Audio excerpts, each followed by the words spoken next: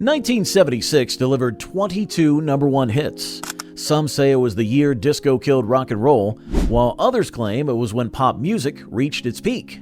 Get ready for the real stories behind 1976's biggest hits. The Bay City Rollers kicked off 1976 with Saturday Night, hitting #1.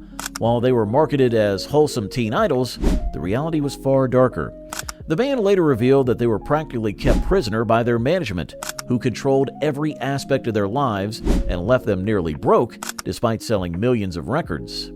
Their manager Tam Patan spotted a tartan scarf on a fan and decided to make it their trademark, leading to a fashion craze that swept across America and Japan, even though most Scottish people found it ridiculous. C.W. McCall's Convoy rode the CB radio craze straight to #1.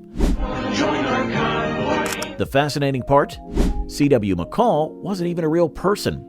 It was an advertising character created for a bread company.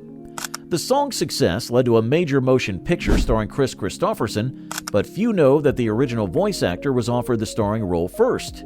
He turned it down, saying he wasn't about to quit his day job for some Hollywood nonsense. Barry Manilow topped the charts with I Write the Songs, which ironically, he didn't write. What many don't know is that Manilow initially resisted recording this song, believing it was too pompous, and only did so after Clive Davis essentially forced him to. Hey folks, if you're enjoying these behind-the-scenes stories, take a moment to hit that like button and subscribe. Remember when you first heard these songs? Share your memories in the comments below. We'd love to hear your stories about where you were when these hits were playing on the radio. Diana Ross claimed the #1 spot with Theme from Mahogany. Do you know where you're going to? While the song showcased her incredible voice range, it came during a tumultuous time when she was fighting for control of her career. Motown had her trapped in a golden cage, controlling everything from her hairstyle to her romantic relationships. The Ohio Players heated up the charts with Love Roller Coaster, but the song carried dark rumors that persisted for decades. The band, formed in Dayton, Ohio in 1959, had already stirred controversy with their suggestive album covers and song lyrics. Yet it was the supposed scream in Love Roller Coaster that generated the most infamous urban legend in their career. The truth behind the scream was far less sinister than the rumor suggested.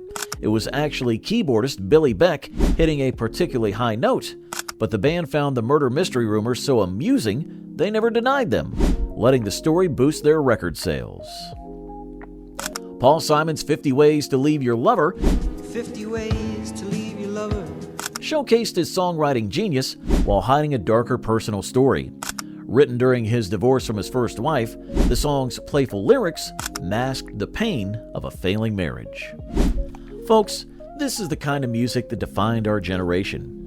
If these stories are bringing back memories, make sure to share this video with friends who appreciate these hidden stories. Hit subscribe and ring that bell.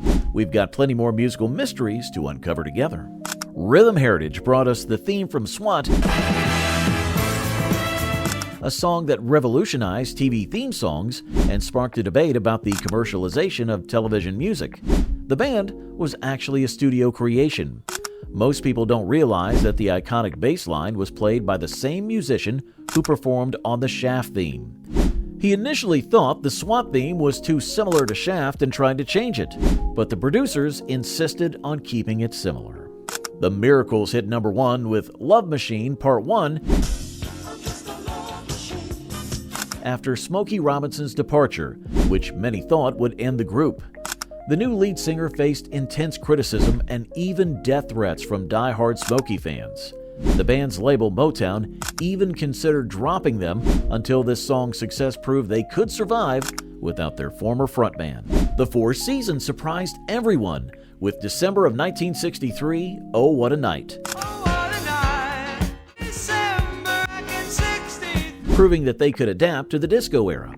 What few people know is that the song was originally written about the end of Prohibition in 1933, but Bob Gaudio's then wife convinced him to change the time period, thinking the early 60s would resonate better with audiences. The song almost didn't make it to release because Frankie Valli was dealing with severe hearing loss during recording. He had to record his parts separately, and the band pieced everything together in post-production. Johnny Taylor's Disco Lady became the first single to be certified platinum, though Taylor himself hated being associated with disco. He was a blues singer who felt forced into the genre by his record label. Fun fact, the famous line, "Move it in, move it out," was actually an engineering instruction that accidentally got recorded. Taylor liked it so much, he kept it in the final version. John Sebastian brought us the Welcome Back theme from Welcome Back, Kotter. Welcome back.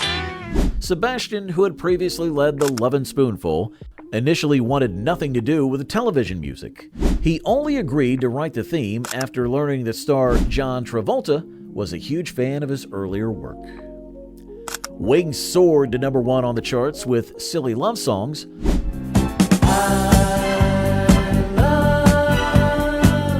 Paul McCartney's response to critics who claimed his post-Beatles work was too lightweight. The song was actually a direct jab at John Lennon, who had publicly criticized McCartney's love songs as granny music. The tension between the former bandmates was so high that radio stations would avoid playing their songs back-to-back. Starland Vocal Band hit the top spot with Afternoon Delight, a song that caused quite a stir with its not-so-subtle lyrics. The group wrote the song after having lunch at a restaurant called Clyde's, where the menu featured an Afternoon Delight special. While it was marketed as a wholesome love song, many radio stations banned it for its suggestive content. Ironically, the song's success ultimately led to the band's downfall. They won the Grammy for Best New Artist in 1977, but the pressure to create another hit led to internal conflicts and divorce for both couples in the band. They later admitted they hated performing their only hit. The Manhattans brought soul to the charts with Kiss and Say Goodbye. Kiss and say goodbye. The group weathered tragedy when the original lead singer died after a fall on tour. The song almost never happened because Columbia Records thought it was too country for an R&B group. They only released it after the band threatened to leak it to radio stations themselves. The iconic spoken word intro wasn't planned. Lead singer Gerald Alston was just warming up his voice before recording. The producer secretly recorded it and spliced it onto the final version without telling the band. Elton John and Kiki Dee made history with Don't Go Breaking My Heart, their playful duet that topped charts worldwide. What many don't know is that Dusty Springfield was supposed to sing Kiki's part, but had to back out due to illness. Hey music lovers, the next story showcases how much the music industry has changed over the years. Don't forget to hit that subscribe button and share this video with other music fans who appreciate these behind-the-scenes tales. The Bee Gees proved they were more than ballad singers with You Should Be Dancin'. The band's transformation into disco superstars wasn't as smooth as many think. Their record label initially rejected their new sound, and radio stations refused to play their disco tracks. Barry Gibb's famous falsetto was actually discovered by accident when he was goofing around in the studio. Stephen Stills of Crosby, Stills and Nash secretly played guitar on the track, but asked to remain uncredited because he didn't want to be associated with disco music. Wild Cherry exploded onto the scene with Play That Funky Music. The band wrote the song after a black audience member shouted, "Play some funky music, white boy," during one of their rock shows. The band almost broke up before recording it because they thought it would ruin their rock credibility. Walter Murphy turned classical music on its head with a fifth of Beethoven. Murphy was actually a serious classical musician who faced severe backlash from the classical community for degrading Beethoven's work. The record label originally wanted to release it under the name Disco Ludwig, but Murphy threatened legal action. Rick Dees created a novelty sensation with Disco Duck, a song that got him fired from his radio DJ job because his station's management thought it would ruin their credibility. Dees, a Memphis radio personality, recorded the song for just $500, using a voice actor from a local commercial agency to do the duck voice. Ironically, he wasn't allowed to play his own song on his show due to conflict of interest rules. The song's success led to a bizarre lawsuit when Donald Duck voice actor Clarence Nash claimed the duck voice was too similar to Disney's character. They settled out of court by slightly changing the duck's voice in later pressings. Chicago softened their sound with If You Leave Me Now, causing a major rift within the band. If you leave me now. The group, known for their horn-heavy rock sound, saw several members threaten to quit over their new romantic direction. The song's iconic string arrangement was actually written on a paper napkin at 3 a.m. in a diner. The producer found the napkin in his jacket pocket weeks later and insisted on adding it to the track. The Steve Miller Band rocked the charts with Rockin' Me. Keep on rocking me, baby. Though Miller himself was going through a bitter battle with his record label at the time. He actually recorded the song years earlier but sat on it out of spite, refusing to release it until he got a better contract. Few people know that Paul McCartney played uncredited percussion on the track, returning a favor after Miller had secretly played guitar on a Wings recording. Rod Stewart closed out the year with Tonight's the Night. Tonight's the night. A song that sparked controversy for its suggestive lyrics and the whispered French vocals by Stewart's then-girlfriend, Britt Ekland.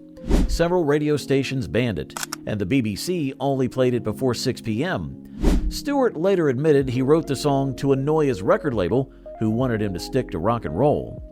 The French whispers at the end of the song were actually nonsense words.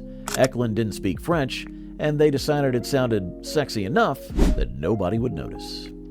And there you have it, music lovers. Every number one hit from 1976, each with its own story of triumph, controversy, and sometimes pure accident. This was the year that changed music forever, bringing us disco, funk, rock, and everything in between. Before you go, make sure to hit that subscribe button and notification bell.